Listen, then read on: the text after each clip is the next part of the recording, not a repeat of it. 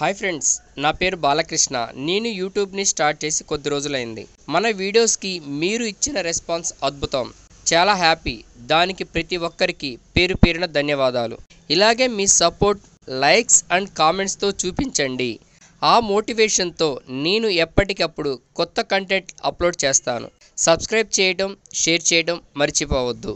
సనాతన ధర్మం ప్రకారం మన హిందువులు పురాణాలను నమ్ముతారు. ఈ పురాణాల వలన 3 లాభాలు ఉన్నవి అంటారు. 1. పురాణాల్లో చెప్పబడిన పూర్వ అనుభవాలు మనకి పాఠాలుగా ప్రస్తుత పరిస్థితులను ఎదుర్కోవడానికి ఉపయోగపడతాయి. 2. మంచి ప్రవర్తన వలన సత్ఫలితాలను పొందిన మహానీయుల జీవితాలు అధ్యయనాలుగా మనకి మార్గదర్శకులు అవుతాయి. 3. దుష్ట కార్యాలు చేసి నశించిపోయిన వారి జీవితాలు మనకి పెడదారిలో పడకుండా కాపాడతాయి. ఇవి పురాణాల వలన మనకు కలిగే లాభాలు. పురాణాలు పాత పడిపోవడం అంటూ ఉండదు. ఎందుకంటే మన తరం, మన ముందు తరాలు, మన తర్వాత తరాల వారికి కూడా ప్రయోజనం కలుగుతూనే ఉంటుంది. ఈరోజు మనం పురాణాల గురించి తెలుసుకుందాం. ఈ పురాణాలు ప్రధానంగా 18 ఉన్నవి. వీటిని మహాపురాణాలు అంటారు. ఇవి కాక ఉప పురాణాలు కూడా చాలా ఉన్నవి. ఇప్పుడు మనం ఈ 18 మహాపురాణాల గురించి తెలుసుకుందాం. సత్యమేవ జయతే అంటే సత్యాన్ని పలకాలి, ధర్మాన్ని కాపాడాలి. ఈ 18 పురాణాలు అన్నిటికీ కర్త వేద వ్యాస భగవానుడు. ఈ పురాణాలు మొదటిసారిగా ప్రవచనాలుగా చేసింది మాత్రం సూత మహర్షి. ఈ 18 పురాణాలను ఒక్కొక్క పురాణాన్ని శ్రీ మహావిష్ణువు యొక్క శరీర భాగాలతో పోల్చుతారు. ఇప్పుడు ఈ 18 పురాణాలు పేరు తెలుసుకుందాం. బ్రహ్మ పురాణం శ్రీ మహావిష్ణువు శిరస్సుతో ఈ బ్రహ్మ పురాణాన్ని పోల్చుతారు. 10,000 శ్లోకాలు ఉన్న మహాపురాణం. పద్మపురాణం శ్రీ మహావిష్ణువు హృదయంతో ఈ పద్మ పురాణాన్ని పోల్చుతారు.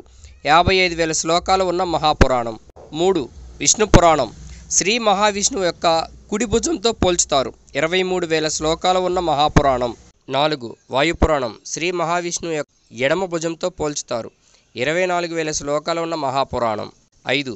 భాగవత పురాణం శ్రీ మహావిష్ణువు యొక్క ఉరువు భాగంగా ఈ భాగవత పురాణాన్ని చెబుతారు. 18,000 శ్లోకాలు ఉన్న మహాపురాణం. 6. నారద పురాణం శ్రీ మహావిష్ణువు యొక్క నాభిస్థానంతో పోల్చుతారు. 25,000 శ్లోకాలున్న మహాపురాణం. 7. మార్కండేయ పురాణం శ్రీ మహావిష్ణువు యొక్క కుడిపాదంతో చెప్పబడింది. 9,000 శ్లోకాలు ఉన్న మహాపురాణం. 8. అగ్నిపురాణం శ్రీ మహావిష్ణువు యొక్క ఎడమ పాదంతో చెప్పబడింది.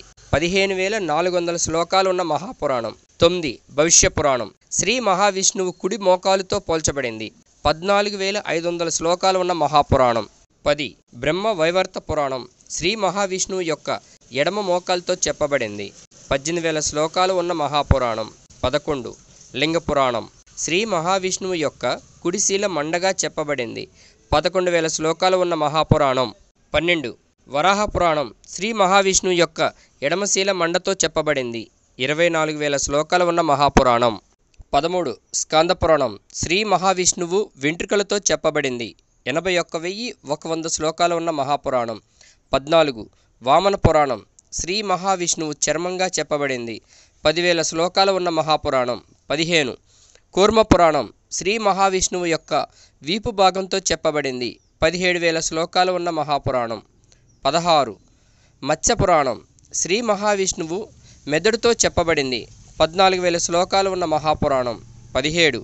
గరుడ పురాణం శ్రీ మహావిష్ణువు మధ్యగా చెప్పబడింది. 19,000 శ్లోకాలున్న మహాపురాణం. లాస్ట్ 18. బ్రహ్మాండ పురాణం శ్రీ మహావిష్ణువు ఎముకలుగా చెప్పబడింది. 12,000 శ్లోకాలు ఉన్న మహాపురాణం. ఈ వీడియో వలన మన హిందువుల మహాపురాణాలు ఎన్ని ఉన్నాయి వాటి పేర్లు మనం తెలుసుకోగలిగాం. Thank you.